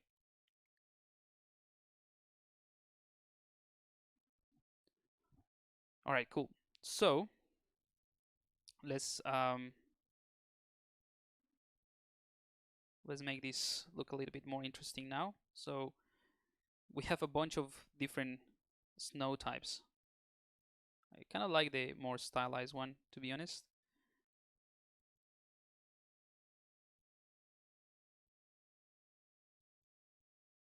So we have different types. Yeah, I think I like this stylized one is the one I like. So what I can do now is let's actually colorize the snow with a tiny tint of bluish color. Fill object. And let's add a fake a bit of the translucency with color. So I'm gonna go to the masking palette. Let's do a quick save just in case, and I'm gonna use the ambient occlusion. So I'm gonna click on ambient occlusion. That should take a little bit longer. Oh, was fine. Invert the mask, and I'm just gonna add a tiny tint of a darker blue. Fill object. Clear the mask, and there we go. So it's just so that it feels more real. So that's it, I think. We can go ahead and merge visible. So now we have a single tree that is ready to go. We can subdivide things and make things look nicer if you wanted to, but it's only 250,000 polygons, so it should be fine. I mean, it's a pretty heavy mesh for an insert brush, but I'm pretty sure it would work fine. But if I want to create some sort of, let's do a tiny diorama type of thing, just to have fun.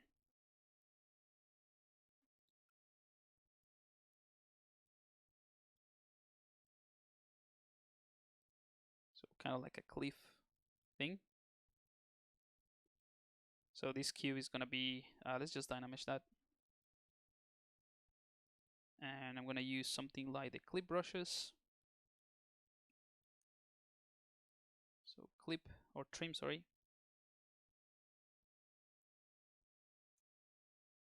Holding Alt, you can create these sort of points.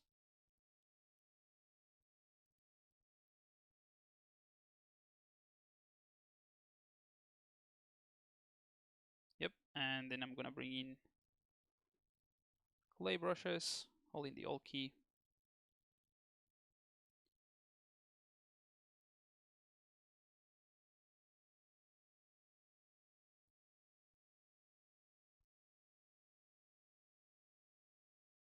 To create kind of like the, I don't know, this could be snow.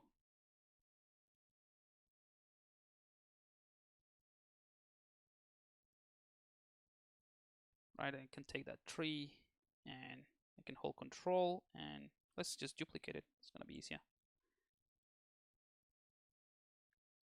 Slightly change things, size and all that. We can even use the deformers now, like something like the bend curve. Align it with the right axis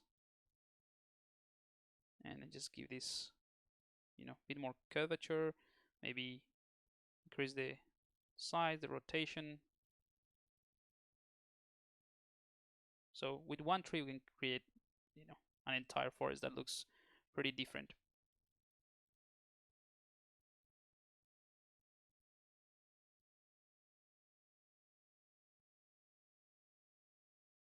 So this one, for example, let's split and mask.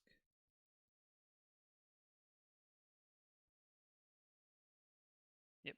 So this one, for example, if you want to make it a bit more like taller, all we have to do is just mask an area like that and then just push that there. But yeah, so there you go. Let's make this a bit more interesting again. So I'm gonna bring in some custom brushes again. All of these brushes that I use here, you can get them from the ZBrush Guides website if you want. So I'm gonna use these rocks, embed them a little bit more into the snow.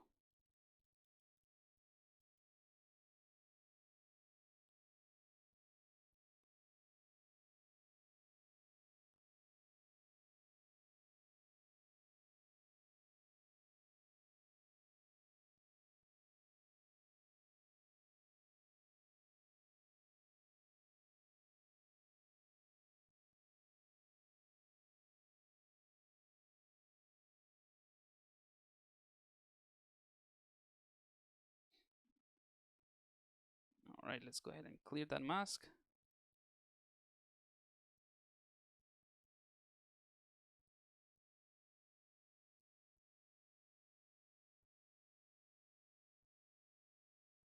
Split hidden, so we can, you know, work on the snow a bit better.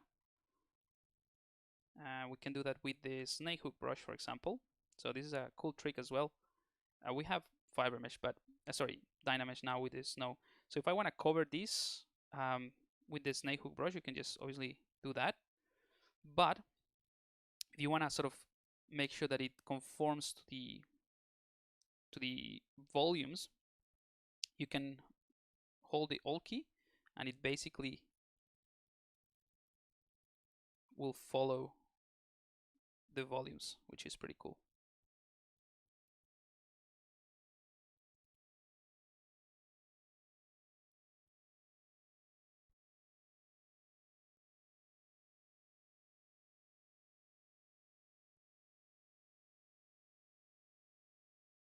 I just created this tiny diorama just to give you an idea of the type of things you can do in ZBrush.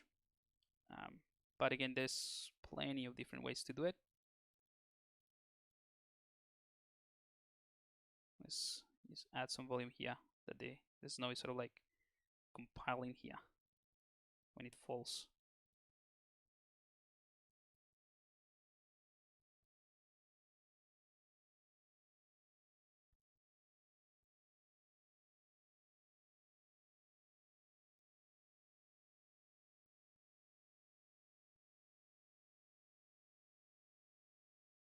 right? And this is just a FiberMesh, DynaMesh, so I can DynaMesh all of that and just keep working.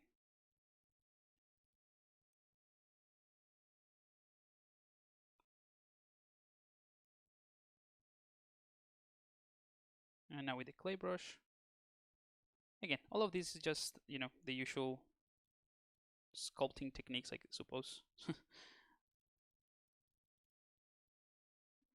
But hopefully it gives you guys some ideas on how to use the tools and, you know, create a bunch of different things. I'm gonna use again a custom brush just because it's gonna be faster to do an interesting shape called the lava one. So the smooth lava, that's the one.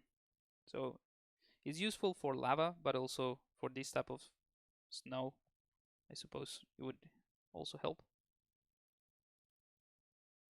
So it creates a sense of blowiness, and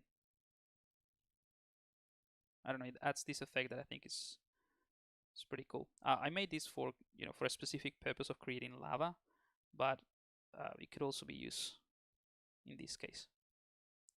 So all of these, you can do the same thing with the clay brush and a bit of maybe pinching and that sort of thing.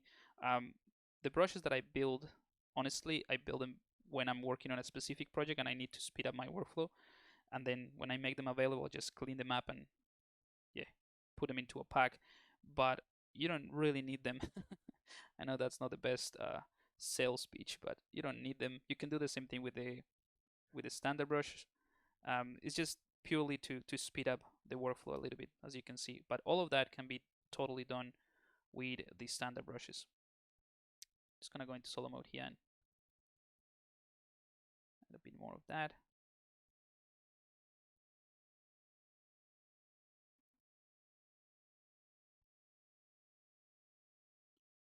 Now there's another lava one that might be actually better for this.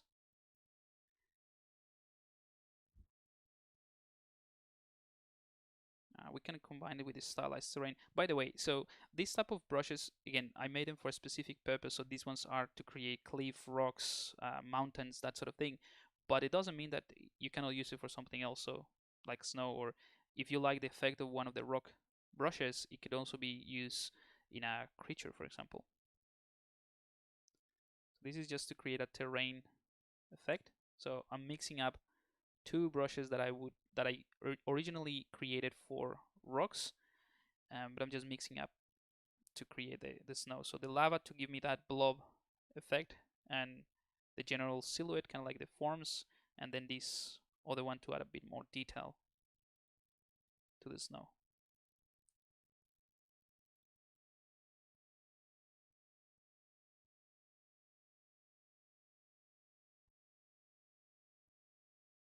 Right?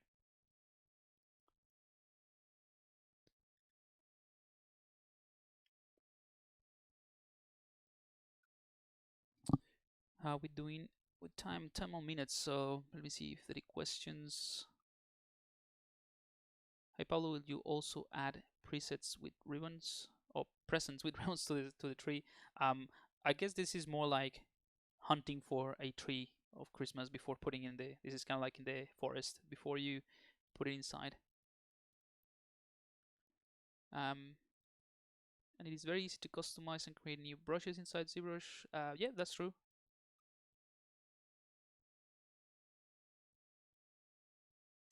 When is the TEM course is going to open for enrollment again? So the extra mile course, the one that Quick Synth is referring to, the TEM course or the extra mile course is going to open hopefully but the end of the year. So at the end of this month actually. Jesus, yeah. So we're already December.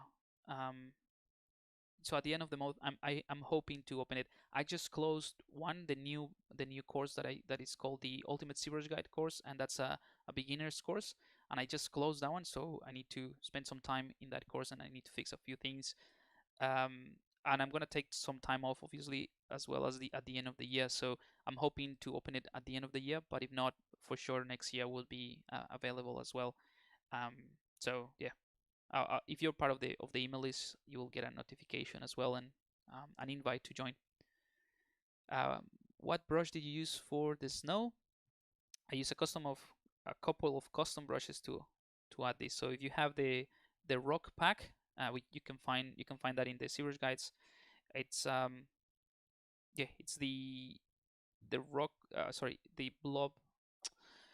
Within the rock pack there is one called the lava or the smooth lava, and then I'm using the stylized terrain to add more details. But you know, we can add more just with the surface noise. I can add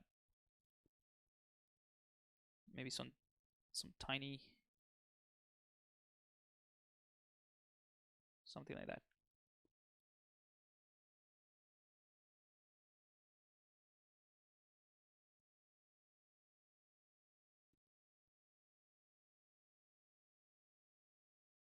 Maybe it's too strong.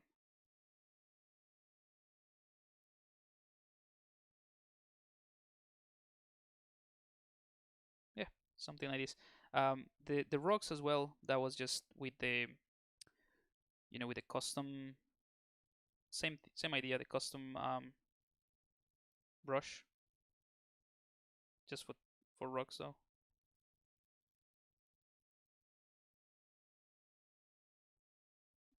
Let me just do a quick paint on this.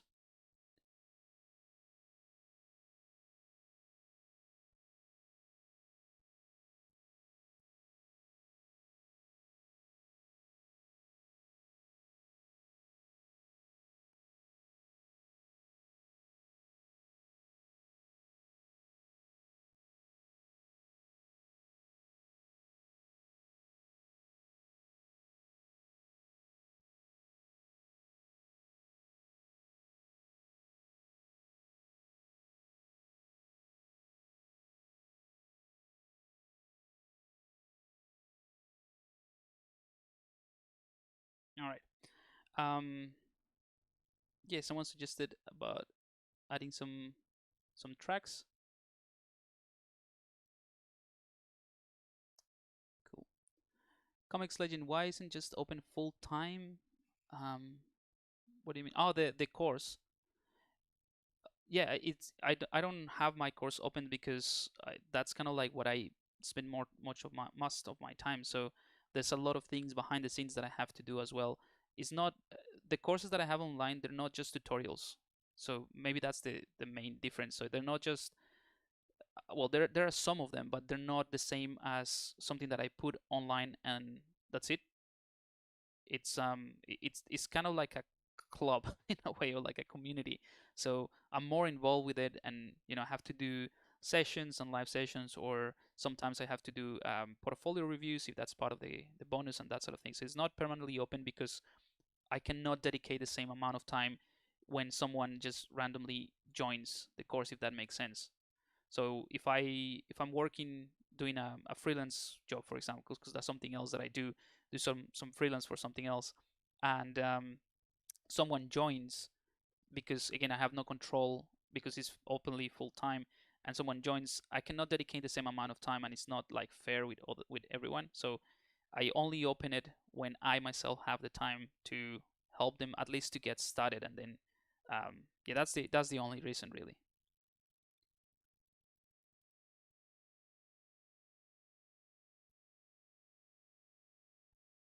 Yeah, hey, Heiko, absolutely. It will be, you mean the extra mile? All of those courses will be available. It's just hard to say when because, like I said, with my availability, it's just different.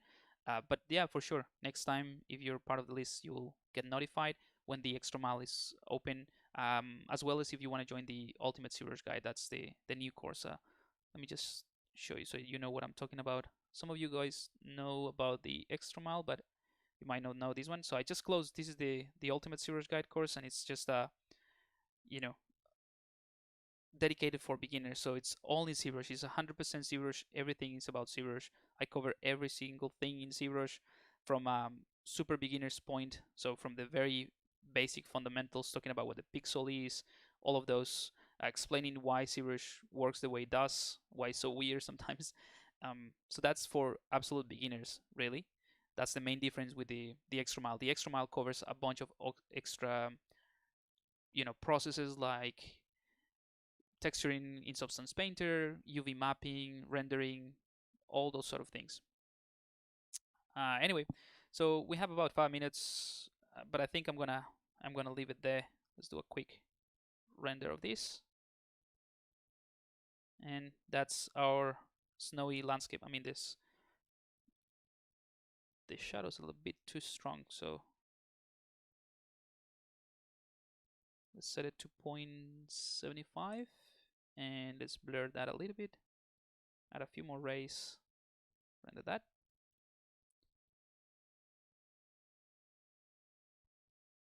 There we go.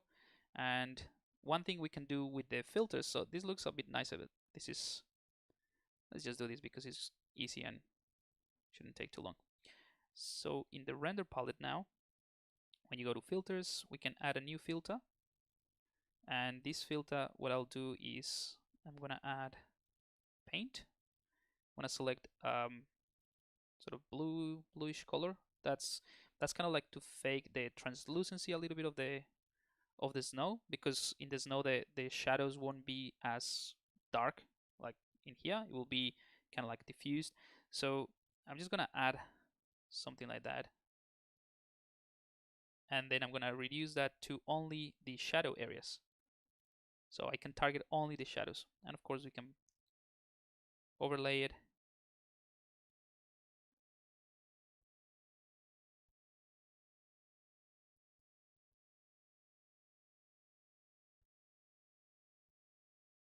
Maybe screen actually would be better, or not.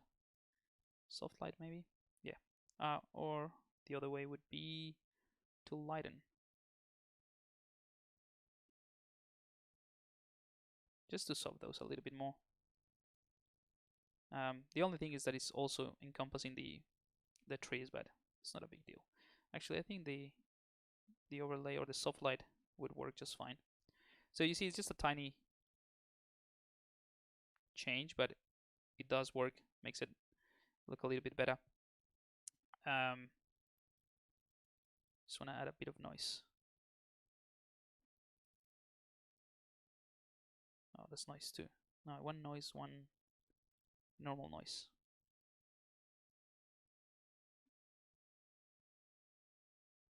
So this noise, I can also restrict the placement of this noise to, let's say, by color. So if we go to RGB, set it to 100, and then just choose that white color, you see we have those tiny bit of that pieces of noise, I guess. Let's just reduce that a bit. So we can play with that as well, and then maybe add smaller in the opacity. So it's a tiny subtle thing, but it just adds to sort of break and create what it would be kind of like the sparkle of the light reflecting from the snow. So just a couple of filters, and that definitely helps to or enhance the presentation of this tiny little snowy landscape diorama. All right, so I think I'm gonna leave it here, guys.